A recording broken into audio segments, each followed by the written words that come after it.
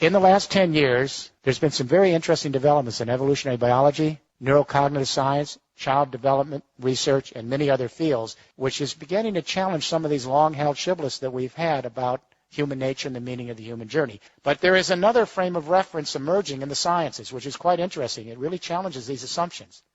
And with that, the institutions that we have created based on those assumptions, our educational institutions, our business practices, our governing institutions, etc. Let me take you back to the early 1990s, sleepy little laboratory in Parma, Italy, and scientists had a MRI brain scanning machine on a macaque monkey as the macaque monkey was trying to open up a nut. They wanted to see how the neurons would light up. So the monkey's trying to open up the nut, the neurons light up, and just by serendipity, and this is how science sometimes happens, a human being walked into the laboratory, I don't know if it was by mistake, and he was hungry, he saw the nuts and opened up one of the nuts and tried to crack it open. The macaque monkey was totally shocked because who was this invader in his laboratory? And he didn't move. He just gazed at this human trying to open up the nut, just like he had done a few seconds earlier. And then the scientist looked on the MRI brain scanner. The same exact neurons were lighting up when he observed the human being opening the nut as when the monkey opened the nut. And the scientists had not a clue as to what this was. They thought the MRI machine had broken. They then began to put MRI brain scanning machines on other primates, especially chimpanzees with our big neocortex. Then they went to humans, and what they found over and over again is something called mirror neurons. And that is that we are apparently soft-wired, some of the primates, all humans. We suspect elephants.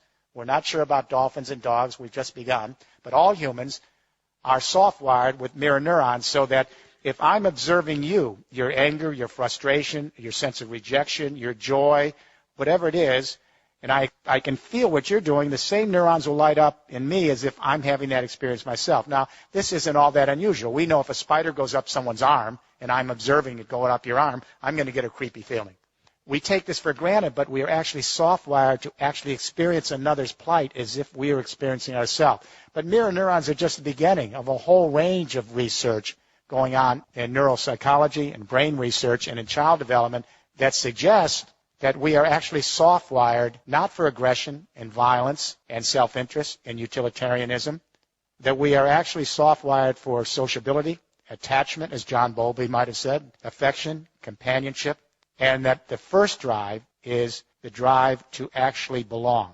It's an empathic drive. What is empathy? It's very complicated. When little babies are in a nursery and one baby cries, the other babies will cry in response. They just don't know why. That's empathic distress. It's built into their biology. Around 2.5 years of age, a child actually can begin to recognize himself in a mirror. That's when you begin to mature empathy as a cultural phenomenon. And that is once a toddler can identify themselves, then they know that if they're observing someone else have a feeling, they know that if they feel something, it's because they're feeling it because someone else has it. They're two separate beings. Selfhood goes together with empathic development. Increasing selfhood, increasing empathic development. Around 8 years of age, a child learns about birth and death. They learn where they came from, that they have a one and only life, that life is fragile and vulnerable, and one day they're going to die. That's the beginning of an existential trip. Because when a child learns about birth and death and they have a one and only life, they realize how fragile and vulnerable life is. It's very tough being alive on this planet, whether you're a human being or a fox navigating the forest. So when a child learns that life is vulnerable and fragile and that every moment is precious and that they have their own unique history, it allows the child then to experience another's plight in the same way. That other person or other being, could be another creature, has a one and only life. It's tough to be alive, and the odds are not always good. So if you think about the times that we've empathized with each other or fellow creatures, it's always because we felt their struggle. We have the width of death in empathy and the celebration of life. And we show solidarity with our compassion. Empathy is the opposite of utopia. There is no empathy in heaven. I guarantee you, I'll tell you before you get there. There isn't any empathy in heaven because there's no mortality. There's no empathy in utopia because there is no suffering. Empathy is grounded in the acknowledgement of death and the celebration of life and rooting for each other to flourish and be. It's based on our frailties and our imperfections.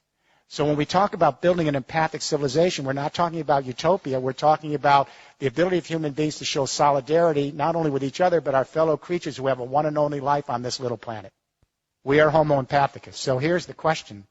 We know that consciousness changes in history. The way our brain is wired today is not the way a medieval serf's brain would be wired, and their brain wouldn't be the same as the wiring of a forager hunter 30,000 years ago.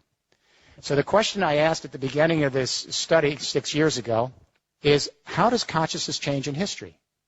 Because I wanted to imagine the following proposition. Is it possible that we human beings who are soft-wired for empathic distress, is it possible we could actually extend our empathy to the entire human race as an extended family, and to our fellow creatures as part of our evolutionary family, and to the biosphere as our common community? If it's possible to imagine that, then we may be able to save our species and save our planet. And when I say to you tonight, if it's impossible to even imagine that, I don't see how we're going to make it. Empathy is the invisible hand. Empathy is what allows us to stretch our sensibility with another so that we can cohere in larger social units. To empathize is to civilize. To civilize is to empathize. With forager hunter societies, communication only extended to the local tribe and shouting distance. Everyone over in the next mountain was the alien other. So empathy only extended to blood ties. When we went to the great hydraulic agricultural civilization, script allowed us to extend the central nervous system and to annihilate more time and space and bring more people together. And the differentiation of skills and the increasing selfhood not only led to theological consciousness, but empathy now extended to a new fiction. And that is, instead of just associating with one's blood ties, we detribalized and began association based on religious ties. So a new fiction, Jews start to see all other Jews as extended family and empathize with Jews. Christians start to see all other Christians as extended family and empathize with Christians. Muslims, the same. When we get to the 19th century, the Industrial Revolution, and we extend markets now to larger areas and create a fiction called the nation state. And all of a sudden, the Brits start to see others in Britain as extended family. The Germans start to see Germans as extended family. The Americans as Americans. There was no such thing as Germany. There was no such thing as France. These are fictions. But they allow us to extend our family so that we can have loyalties and identities based on the new complex energy communication revolutions we have that annihilate time and space. But if we have gone from empathy in blood ties to empathy in religious associational ties to empathy based on national identification, is it really a big stretch to imagine the new technologies allowing us to connect our empathy to the human race writ large in a single biosphere? On what reason would we stop here at the nation-state identity and only have ideological empathy or theological-based empathy or tribal-based blood tie empathy? We have the technology that allows us to extend the central nervous system and to think viscerally as a family, not just intellectually. When that earthquake hit Haiti, and then Chile, but especially Haiti, within an hour the Twitters came out, and within 2 hours some cell phone videos, YouTube, and within 3 hours the entire human race was in an empathic embrace coming to the aid of Haiti. If we were, as the Enlightenment philosophers suggested, in materialistic, self-interested, utilitarian, pleasure-seeking, it couldn't account for the response to Haiti. Apparently, 175,000 years ago in the Rift Valley of Africa, there were about 10,000 anatomically modern human beings walking the grasslands, our ancestors. The geneticists located one database woman. It's a database line. Apparently, her genes passed to everyone in this room tonight. The other ladies didn't make it. Gets even more strange.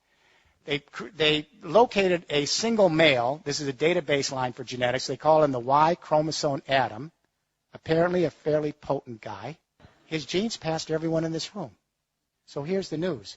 6.8 billion people at various stages of consciousness, theological, ideological, psychological, dramaturgical. We're all fighting with each other with different ideas about the world, and guess what? We all came from two people. The Bible got this one right. We could have come from many, but the point is we have to begin thinking as an extended family. We have to broaden our sense of identity. We don't lose the old identities of nationhood and our religious identities, and even our blood ties. But we extend our identity so we can think of the human race as our fellow sojourners and our other creatures here as part of our evolutionary family, and the biosphere as our community.